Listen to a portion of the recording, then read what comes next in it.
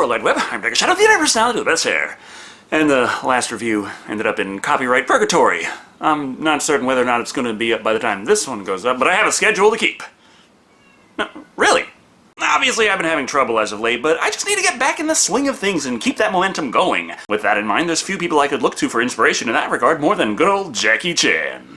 With action scenes that flow like violence ballet, even when on set he for real breaks his damn leg, he'll just put a shoe pattern sock over the cast and keep doing his own stunts. But I haven't really covered much of Jackie Chan on this channel before, and what better place to start than Rumble in the Bronx? While not Jackie's first movie, or even first really popular movie, it is considered to be the one that really was his big break when it comes to working in Hollywood. Second paragraph is usually the one I use to cover the basic plotline of the movie, but that's not really necessary here. Jackie Chan shows up in New York, there's bad guys everywhere, so he kung fu's their asses for 90 minutes. Anyway, let's take a look at Rumble in the Bronx and try to keep up with them. We open up to sweeping shots and the Statue of Liberty. That way you know that despite all the obvious discrepancies in geography and signage, this movie filmed in Vancouver is actually taking place in New York City. Also, the differences in the opening alone should clue you in that we'll be looking at the 90-minute international cut rather than the longer Hong Kong version of this movie. Either way, Jackie Chan, playing the lead role, Kyung, gets picked up by his uncle Bill, played by Bill Tung. 喂，你啲英文點㗎嘛？我啲英文 OK 嘅，講多就唔得。Then let's use it.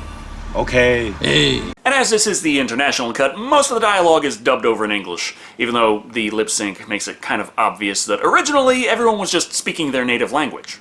Before long, we established that Uncle Bill owns a market in New York, specifically the shittier area of New York, the Bronx, where the streets are teeming with racial stereotypes. However, just coming from Asia isn't enough to establish Kyung knows Kung Fu. That's where this handy-dandy Muk Yang Jung comes in.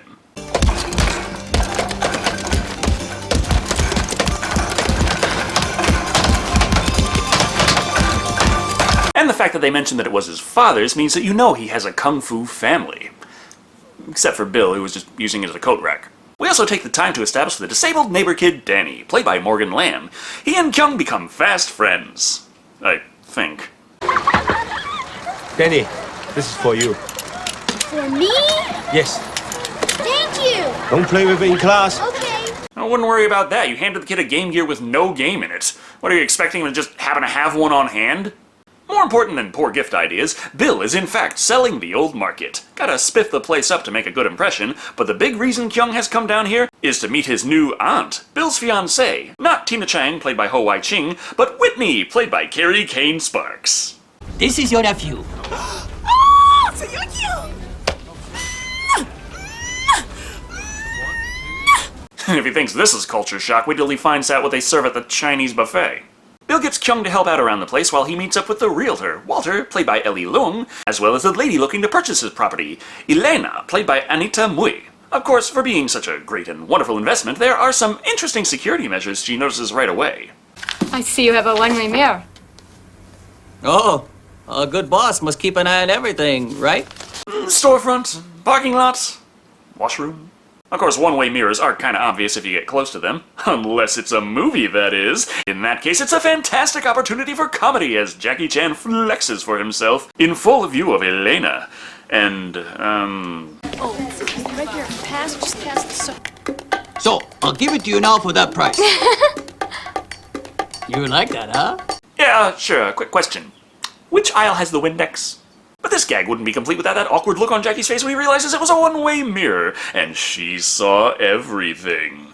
Except all those parts that were cut out for the international edit, but never mind that. She buys the shop, Kyung will be working at the shop, and Bill invites Elena to his wedding to boot. First things first though, Bill needs to borrow this expensive car with promises to not let any harm come to it.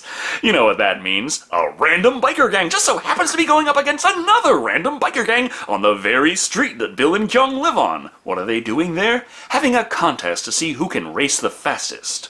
Race on top of every single car along the street, smashing the fuck out of the windshields along the way. Not if Kyung has anything to say about it.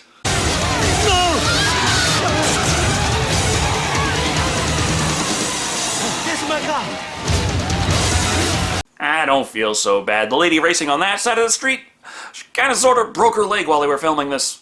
The arrival of the police saves Kyung's ass that night, which means after freezing said ass off out in the street, he can attend his uncle's wedding the next day, and find out his schedule, which is full-time starting tomorrow. His peculiarly good fortune is gone, however, when on his very first day of work, the store is besieged by leather jacket-clad miscreants who are shoplifting. Not to worry, Elena is there to call them out. What about these drinks? What? You drank these back there. You want me to pay for this stuff? Damn it, movie, just because you can dub over everyone's lines doesn't mean you should. Of course, they aren't going to pay for all they've stolen. What kind of criminals do you tank them for? Thus, Jackie Chan swoops in to show them how he deals with bad guys, whooping their motherfucking ass! Which only escalates things.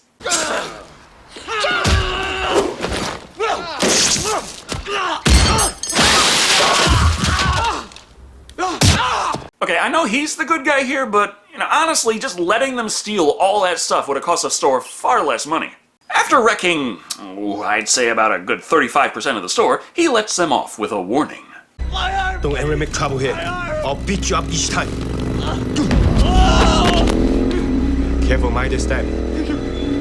I could just put up a sign, though I suppose it is a little hard to find caution, kung fu ass-kickery inside. That night, closing up, it almost looks like Kyung is getting in awkward situations with Elena that could lead to comedy romance. However, on his way home that night, he hears a woman being attacked by more bad guys. Being Jackie Chan, he rushes to her aid, saving her relatively easily. Thank you. No problem. Well, that's what happens when you bind talk and melee to the same button. As it turns out, the lady in need was none other than that biker babe from earlier, Nancy, played by Francois Yip. Guess we should have seen that coming with her playing Ms. Yutani in Requiem. Also, the gang's all here, thus Jackie Chan action scene. As well as he fights them, his attempt to escape runs into trouble, or rather a dead end. Here, the gang leader, Tony, played by Mark Ackerstream, shows this whole setup was to seek revenge for how Kyung treated the gang, specifically Angelo, played by Garvin Gross. Their method of punishment is, well, overly complicated. Wrapping baseball bats with cloth, to then whack glass bottles in Kyung's direction, allowing the shards of glass flying around him to cut him up pretty badly without actually going so far as to kill him, despite Angelo's behavior. Showtime! What are you doing? Shut up! That's enough. Are you crazy? Jesus, you could wake up half of New York with that backhand. Thing is, ambushing a kind-hearted hero and beating him within an inch of his life is one thing, but Angelo's psychotic turn against their own gang, that's just too far, so Tony and the rest leave his ass behind. Ah well, while Kyung lies in a pile of pain and regret, Nancy can go home from a good night's work beating people up, and we see she is actually the older sister of Danny, and they're not living the most lavish lifestyle. Where did you get that? Did you use our food money to buy it? No, Kyung gave it to me. Well, in that case, I'm glad she beat his ass. There's still no fucking game in that thing. Where the hell are those sound effects coming from? Danny's got more pressing matters, like the fact that his wheelchair cushion is busted, and she still hasn't bought a new one. Oh well, she'll do that tomorrow. In the meantime...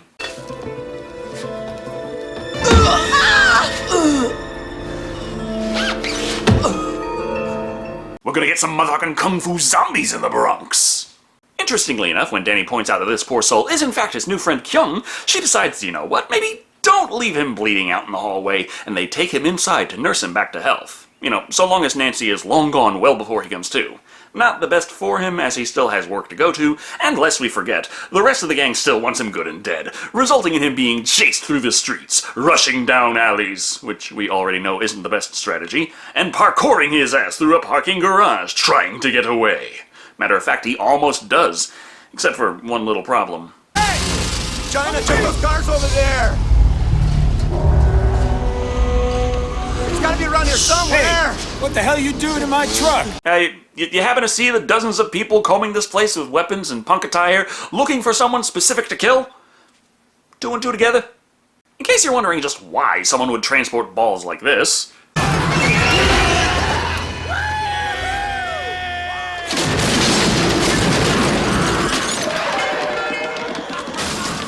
because that shot was fucking awesome. Unfortunately for Kyung, that means in order to escape, he's going to have to leap across the gap between the buildings. And it looks like only Jackie Chan and Stanley Tong were crazy enough to attempt that stunt. However, New York is a big place, and even more crime is going on. Another gang recently stole several $1 million worth of diamonds, and are trying to make a deal to sell them to another, far more dressed-up criminal organization. Of course, their approach to payment for goods is more the, Bank of America style. Shoot him!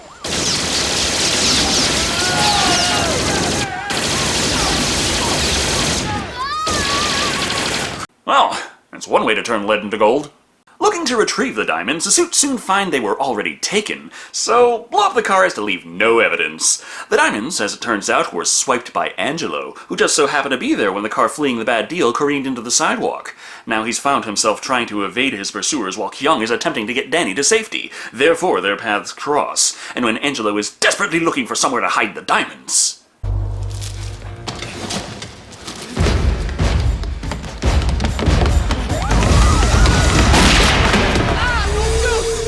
Now, come on, Angelo. Once they find out you don't have them, they're just going to give you a Diet Coke with some Mentos.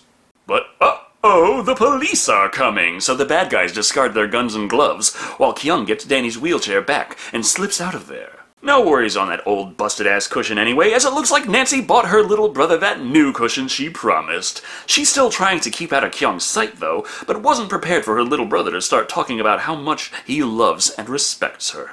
I wish my legs were like other kids so I could take care of her myself. And I wouldn't have to worry about her. Because I really love her. It's okay, Kyung. She's really nice once you get past the attempted murder. Fortunately, they make up right away thanks to their mutual care for Danny's well-being. However, the bad guys are still around, and the police can't do anything, what with the lack of evidence to hold them for. Therefore, they let them loose in hopes that it'll turn up something. Predictably, Angelo heads straight for the apartment block, where Kyung hears strange noises in the hallway. Who are you? What are you doing here? I live here. Have you seen anything unusual today? Yeah, about 3 of them. The men say they're FBI, trying to investigate those rampant crimes going on, so if he sees anything that looks out of place and might be worth hundreds of millions of dollars, just call them up and they'll be there in a flash. Thing is, Kyung's kinda busy tonight. He's heading down to that nightclub where Nancy works. Works as an exotic dancer. Well, this isn't awkward at all.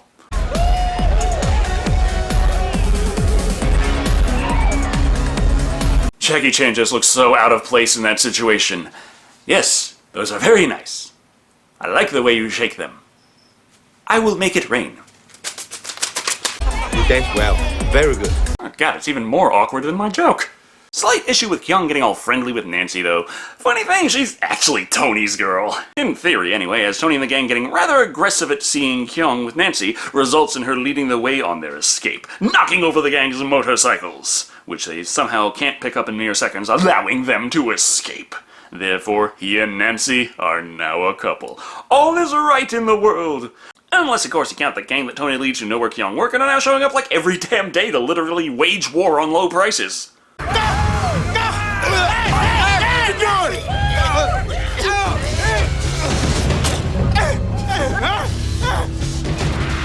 And the suit's taking that opportunity to kidnap a few handy-dandy gang members in the commotion. Gotta keep the plot moving after all.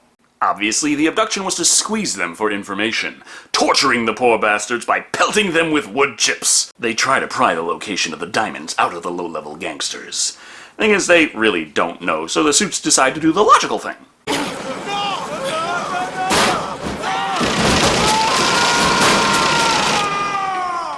And give us a goddamn wood chipper kill. I mean, yeah, off-screen, but this is a fucking Jackie Chan movie. Why do horror movies that have a wood chipper on set have such an aversion to actually using the damn thing? So when Kyung finally comes to clock in, like, 4 hours late, he finds Elena distraught and drinking, bemoaning her idea that this investment would in any way work out and that she could count on someone like Kyung of all people. With that, he leaves without a word. That's because he has an idea. Tony's gang is wrecking the store because Tony doesn't like how Kyung has been going out with Nancy, and that whole beating up his gang members thing, but mostly the Nancy stuff right now. Not to worry, Kyung has her take him to Tony's gang hideout, so he can walk up to the man and talk this through like civilized human beings.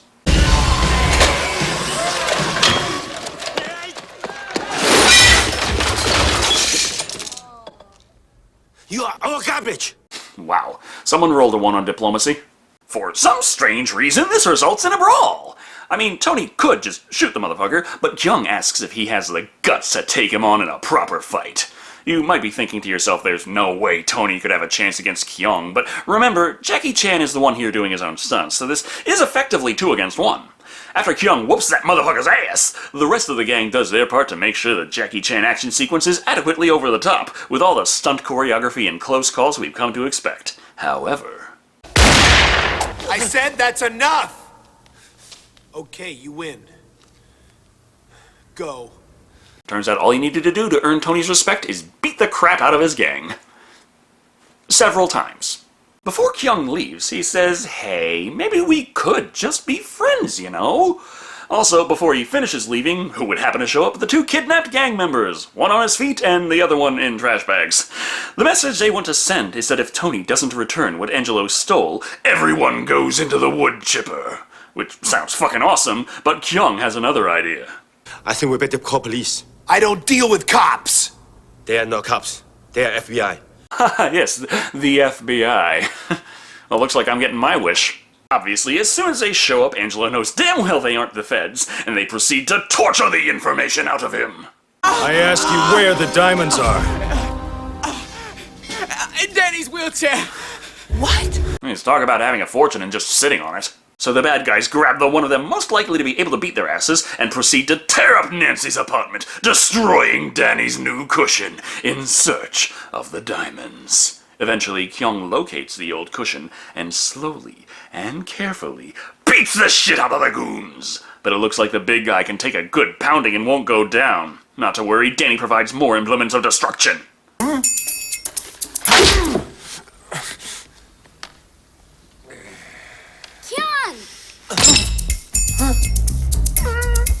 So that's what it looks like when you pause the game to go through your inventory. So they get the diamonds and they tied up the bad guys. However, there is a call on one of their cell phones, so Kyung does his best to find out what's going on. Have you got my diamonds? Yes. Make sure you get rid of the Chinaman and the kid. I swear, a bad guy can go out to eat at a restaurant and burn the place down to avoid giving a tip. So he drops the charade, pointing out that he is the Chinaman, and he has the diamonds. The guy on the phone is obviously not too pleased about this, but tells him to go to the market to continue this conversation. When he arrives. Look at this. Didn't we do a great job renovating? Obvious result of this in 3, 2, 1.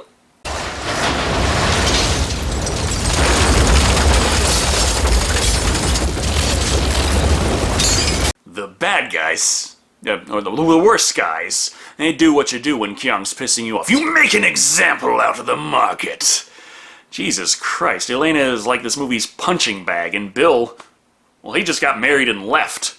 After this, the worst guy calls him up to tell him that if he ever wants to see his friends again, he needs to come to a specific address and bring the diamonds. With that in mind, he says, fuck it, and calls the cops.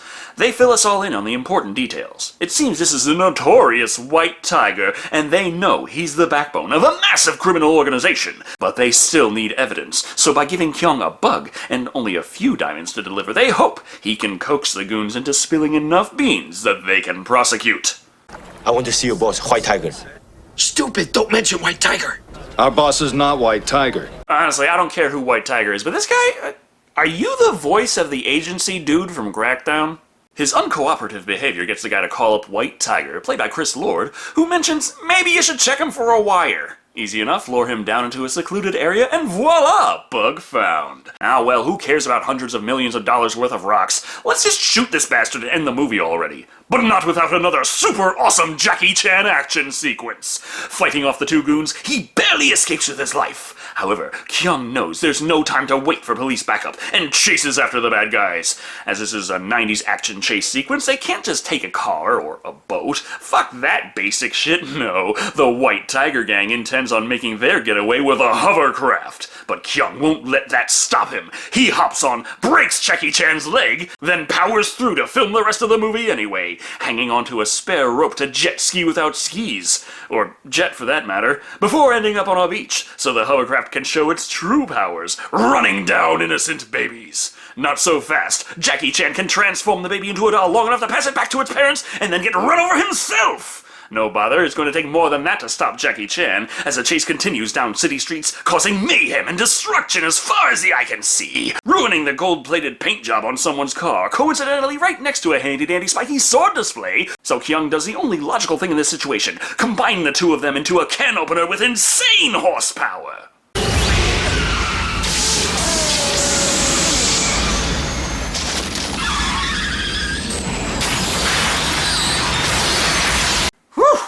Okay, if there isn't a mission like this in Saints Row 5, I'm gonna be pissed. With the hovercraft grounded, Kyung's friends are saved! However, there's still the problem of White Tiger. Fortunately, the police figured out which golf course he's currently playing, and they managed to fix the hovercraft with the power of duct tape. Therefore, Kyung and friends ride it down there and fuck up the greens for everyone, running down White Tiger, shredding his clothes.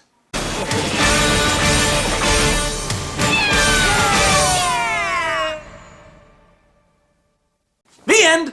I guess they arrested him, and we'll just assume that White Tiger isn't rich enough and connected enough to be able to actually sue them for how they dealt with that. But anyway, that was Rumble in the Bronx. It's got a pretty simple plot, but still kinda hard to follow. The choreography. There are times when people liken movies to roller coaster rides with peaks and valleys, but if you know Jackie Chan action, you know it's an incredible display of choreography and quick cinematography. Blink, and you've completely lost what the hell's going on. That's not a bad thing, of course, but when your action is that good, it's easy to just relax on the writing or sets, or acting, and in those regards, Rumble in the Bronx is considerably weaker. However, I'm not entirely sure how much of this has to do with the production, or the international edit and changes made during the dubbing process.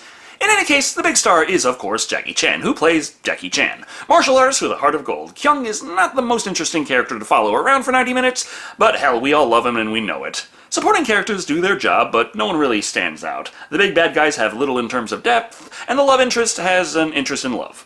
Now, when you put it that way, it sounds like a terrible movie, but none of these shortcomings really matter. Rumble in the Bronx is spectacle first, knows it, and boy does it deliver. I might not give a damn about who White Tiger is or what he wants at the end of the day, but I certainly am interested in finding out just how Jackie Chan was going to heroically beat the fuck out of all of his employees. At the end of the day, Rumble in the Bronx is popcorn entertainment where you need to eat your popcorn during the dialogue scenes. No need to hear what they're saying, but you can't take your eyes off what's going on in the action scenes for a second without missing on an important setup or payoff. A lot of fun, if not particularly deep, coming in at 3 nightclub tiger dances out of 5. I still can't believe we finally got a wood chipper kill. Probably would have happened a lot faster had I just listened to what everyone was telling me and reviewed Tucker and Dale vs. Evil, but never mind that. Thank you all for watching. I've been Decker Shado, and remember, there's few things in life more uplifting than a Jackie Chan movie, and I think we could all use some lifting up around now, so with that in mind, it is now The Summer of Jackie Chan!